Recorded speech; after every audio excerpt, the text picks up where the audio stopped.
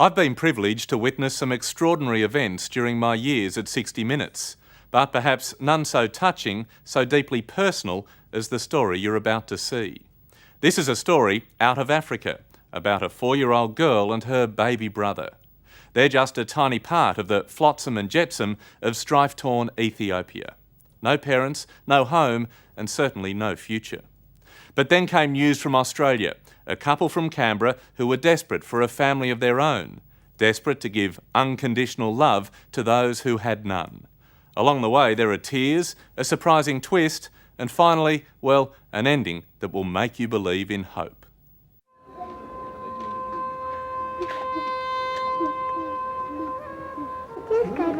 In an orphanage in Addis Ababa, a brother and sister sit studying photos, waiting patiently for the moment their lives will change forever.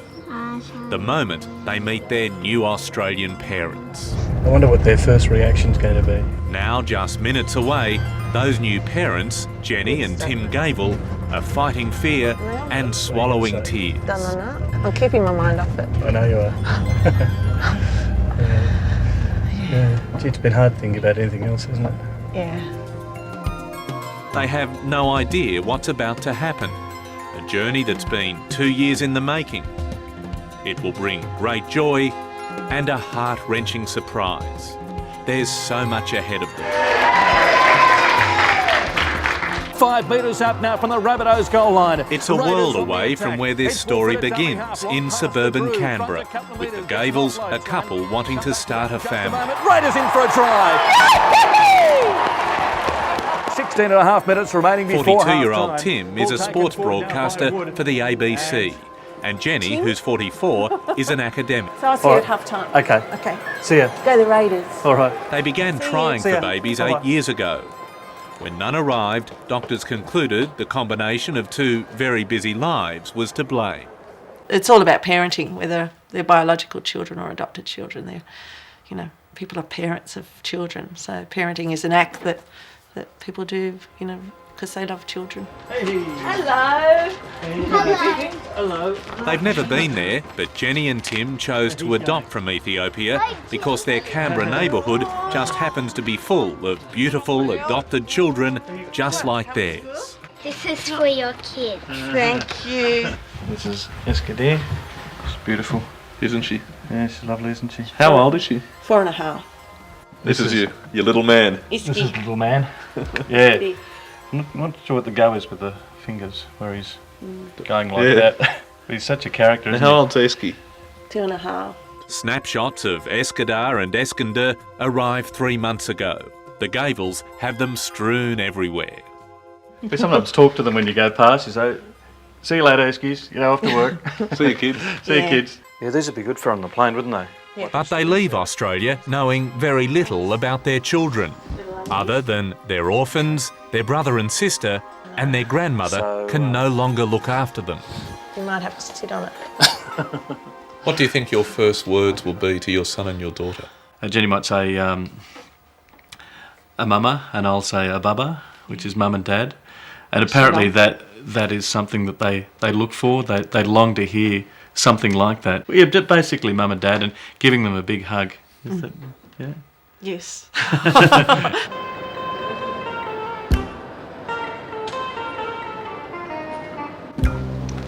Hey, Tim. Hey, Pete, how you going? Welcome to Addis Ababa. Good to see you. Hi, Jenny. How are you? After 2 days of travelling, at the unsociable hour of 2 in the morning, the Gavels arrive in Addis Ababa, the capital of Ethiopia. You look tired now. Remember, you'll be leaving with 2 children, so what's that going to be like? No, it's going to be a permanent jet lag, I think.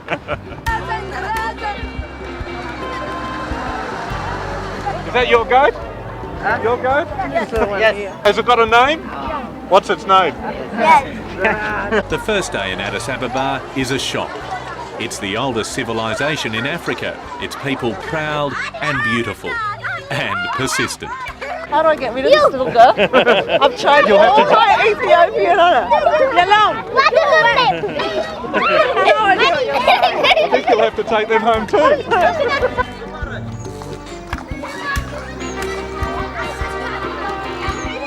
Officially, there are 500,000 orphans in Ethiopia, but most believe the true figure is double that. children alone because their parents have died from all sorts of diseases, the main one being HIV/AIDS. Most of the infected children will die, but at least the ones that do make it to an orphanage will have care, love and dignity. The orphanages are full. Fortunately, most of the children are AIDS-free, but all of them face a difficult future. Is Ethiopia coping with the orphan situation? No, we're not. I mean, we are trying, you understand, but the magnitude is such that we are not able to. In Ethiopia, Seble Mekonnen is considered a saint. She established this country's adoption program 30 years ago. These two Australian children, they're relatively lucky that they have found parents in Tim and Jenny. Absolutely, yeah.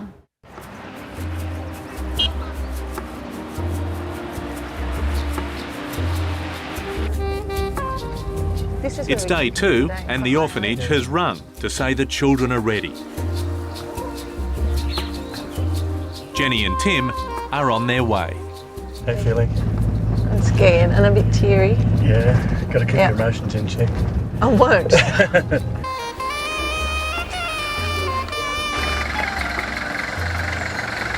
Hello. We're very scared. There's one orphanage in Ethiopia handling children for Australian adoption. And this is it, the aptly named Koala House. Hello, Miss Rack. How are you? Its owners, Lakor and Misrak, guide adopting Australian parents through scenes like this some 40 times a year. Jenny, shall we get them? Okay. Yes. Are you ready? Yes, we We're think as so. ready, we're as ready as we'll ever be, yes.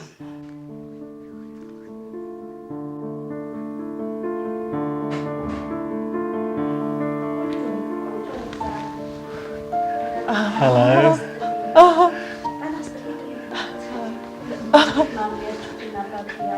Hello. Hello. Hello. How are you? Hello. How are you? Aren't you gorgeous?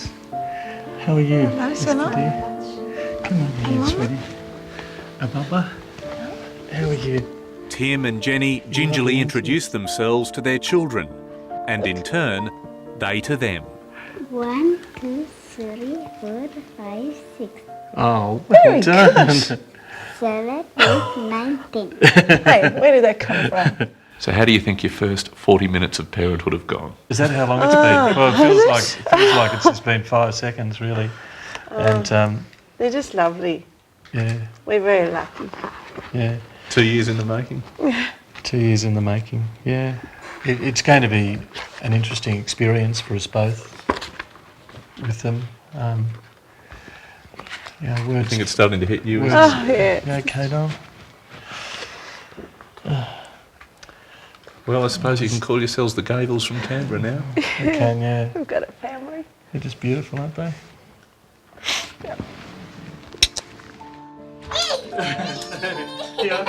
A few hours later at their hotel, their long journey to a new home has begun. I just love this part of it. It's great.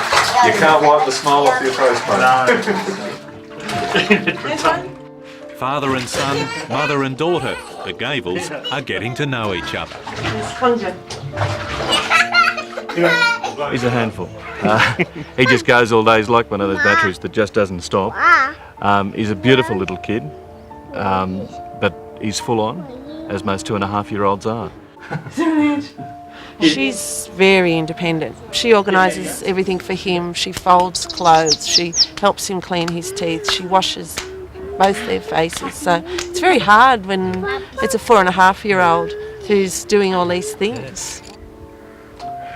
Hello, you got back into your shell. I think so. She works through these moods. I now know what mood she's in at the moment, and then I shouldn't actually try and cuddle her or anything like that. And then she'll go through other stages where she wants to be cuddled.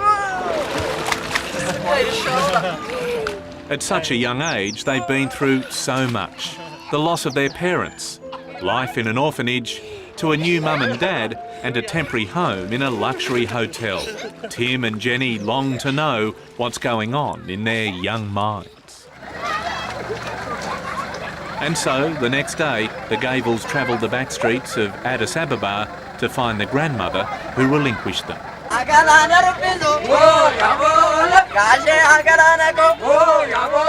As they arrive, there's celebration. The children haven't been back here since being placed in the orphanage in July. Everyone is on edge. I think she was worried that we're not taking her with us. We were going to leave her here and not take her. Jenny and Tim are in for a shock. There's one person who's desperate to see Eskadar and Eskander.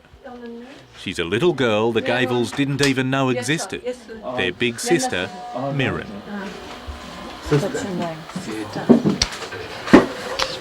Her parents dead, her only siblings off to Australia. How must this little girl feel? At 12, they say, she is too old to be adopted. Oh, that is huge. Over coffee and cake, the two families talk. Then Jenny and Tim venture to ask about the mystery of the parents' death.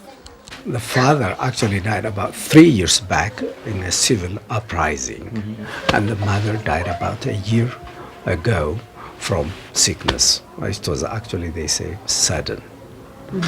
Suddenly, yeah.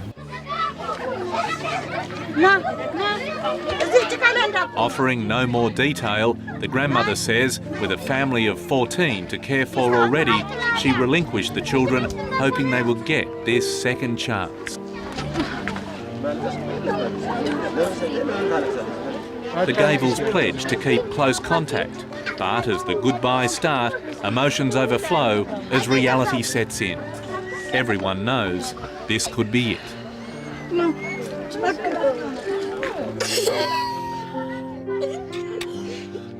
Meeting a sister was possibly, I found, the hardest. I got quite upset because I felt like I'm causing this to happen in their lives.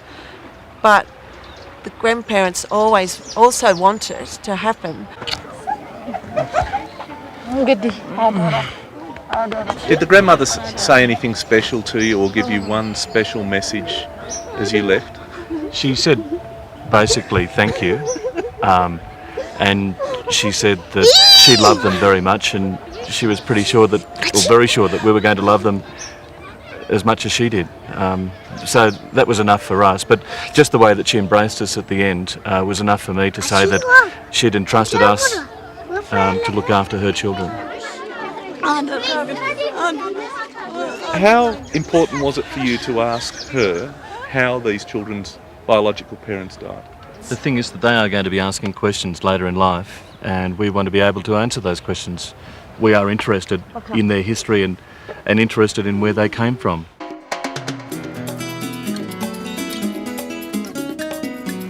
And so, after 6 days together as a family, 4 very brave and happy souls begin the long journey home.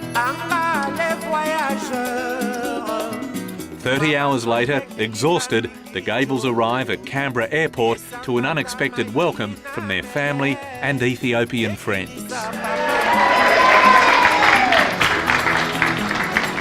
and when we saw so many people there, it just blew us away.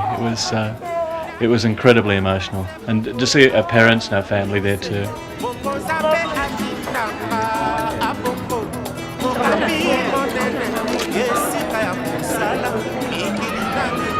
What do you think of your new grandson, Mr. Gavel? Fantastic. It's huge. One final journey and it's home.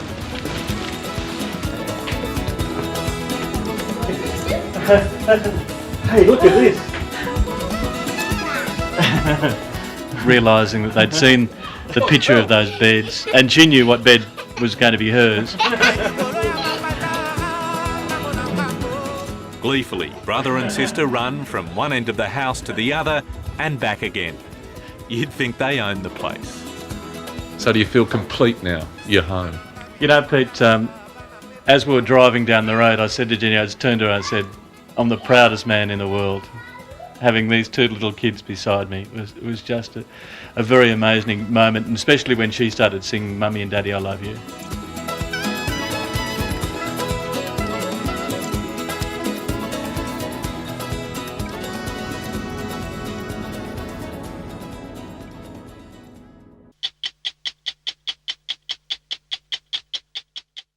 Hello, I'm Sarah Arbo. Thanks for watching 60 Minutes Australia.